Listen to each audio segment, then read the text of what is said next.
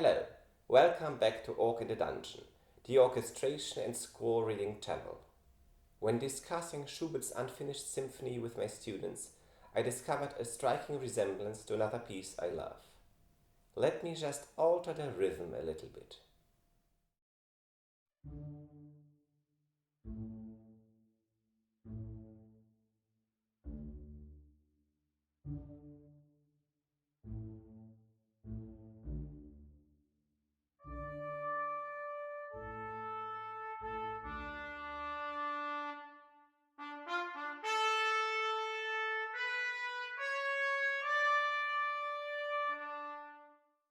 It's the main motive of Bruckner's Third Symphony.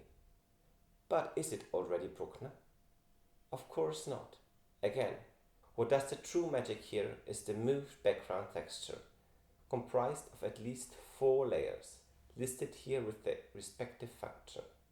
Contrabasses and celli, accent and pulsation. In gradation, the contrabass is always 1 tempo step slower than the celli. Woodwinds, later on also horn. Orchestral resonance. Please take note of their successive entering, enhancing the sense of build-up.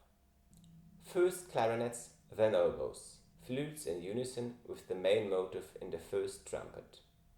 Then bassoons, coinciding with the final bottom note of the main theme.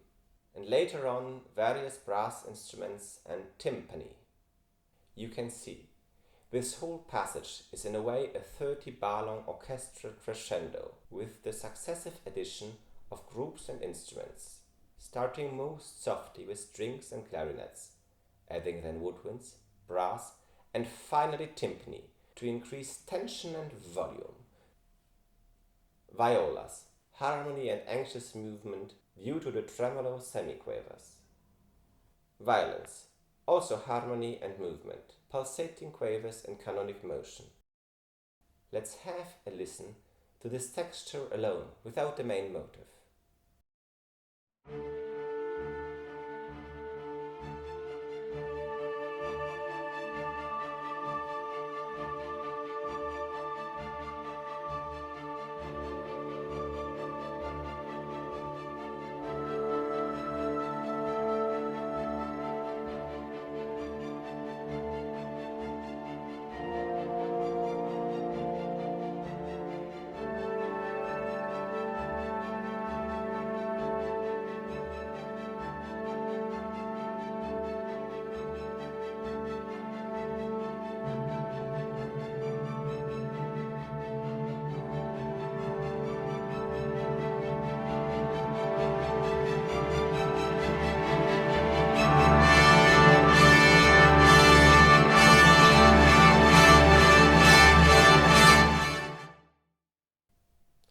This texture alone would be worth a listen, don't you think?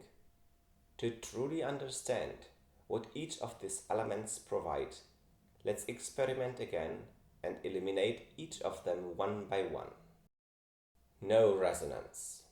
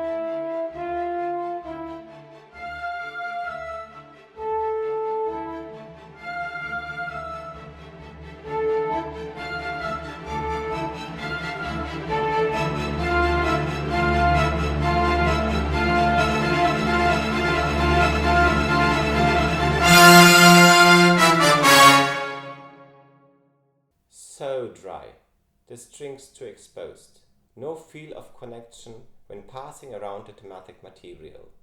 The longer it lasts, the worse it sounds. No pulse in basses, no accentuation in celli. 4 variants and original.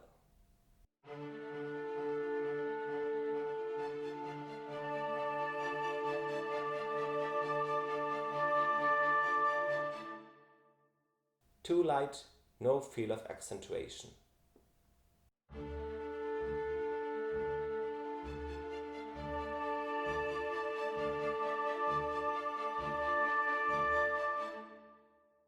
No pulse.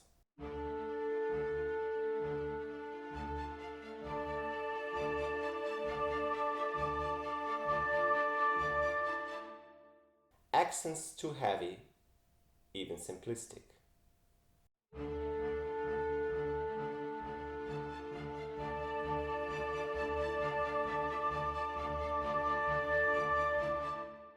Same as before, only with pulse. In comparison to the original,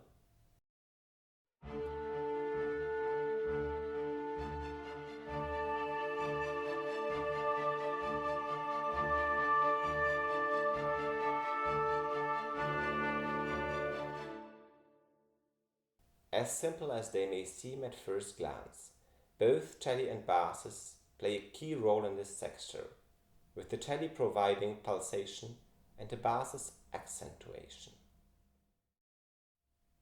No timpani.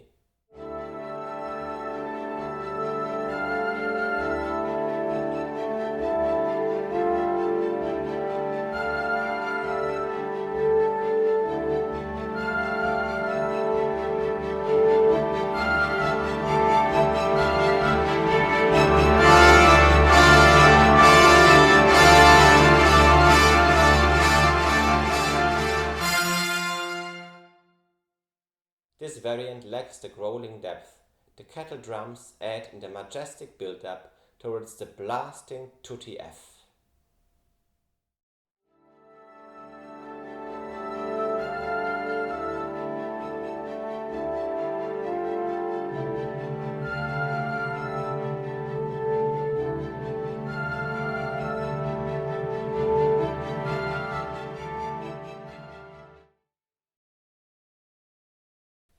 No upper strings.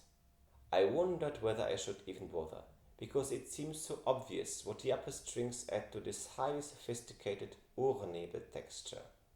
But the effect is so dazzling that we shall listen to it anyway, in 4 variants. A. No upper strings at all. B. No violins. C. No violas. D. Original.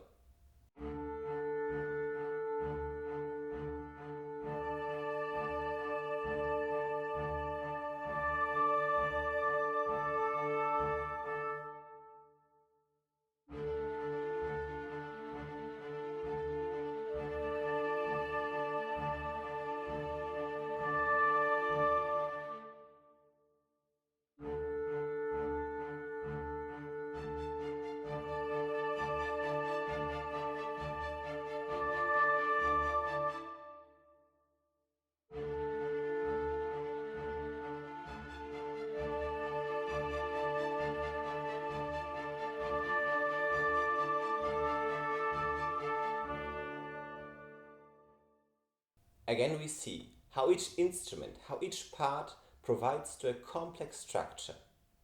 You can't take out a thing without unbalancing the whole build-up.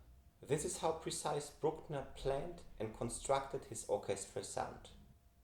Extra, E, no firsts, F, no seconds.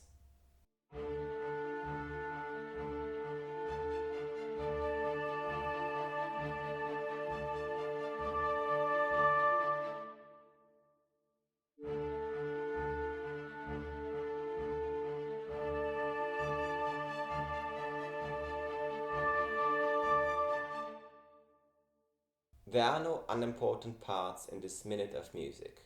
All provide. And we should take that from this 3rd consecutive video focusing on the importance of orchestral background textures. Of course this isn't, despite the catchy title of the video, a true Brucknerian Urnebel texture. It is rather Urnebelesque. No tremolo and too many layers. One might wonder what would have happened if Bruckner would have followed this path, though I love him anyway. Before we come to an end, I'd like to point out another observation I made analyzing this particular part of the score. the transition of background and foreground texture and vice versa in bars 11 and 12 between upper woodwinds and trumpet. Let's have a listen.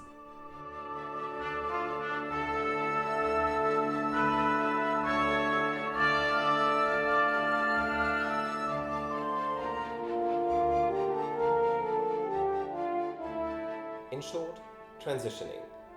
This is a very important orchestrational technique we will discuss again in my next video on Beethoven's Coriolan Overture, at long last. So please subscribe, you don't want to miss it. Leaving a like would be also much appreciated.